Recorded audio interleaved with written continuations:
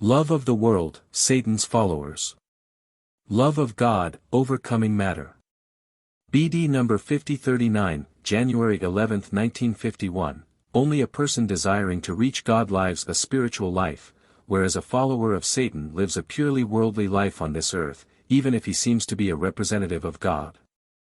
Overcoming the world also means overcoming Satan, who is Lord of the material world insofar as that the still immature spiritual substance bound in matter belongs to him, even though his power over it was removed from him.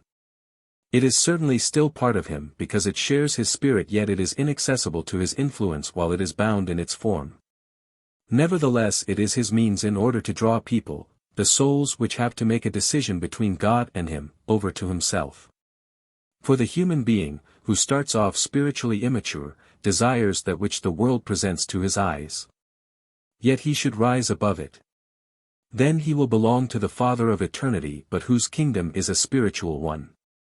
Therefore, anyone who loves the world and its pleasures, who strives for material goods and only lives for their acquisition, belongs to God's adversary and also gives him authority over himself.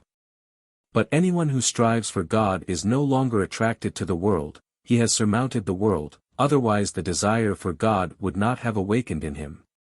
Consequently, turning away from the world is also a sign of a voluntarily aspired affiliation with God. Satan uses the world to entice and therefore has a means of attraction which most people fall prey to because they love the world.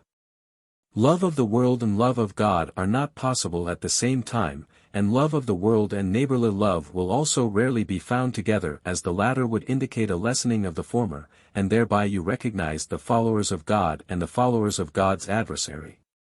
And as long as a person still pays attention to worldly possessions and still yearns for them, he will be unable to find inner peace, the peace of soul.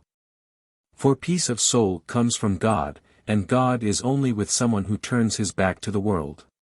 The human being is certainly placed into the world and has to fulfill his earthly task, and that will also force him to keep in touch with the world.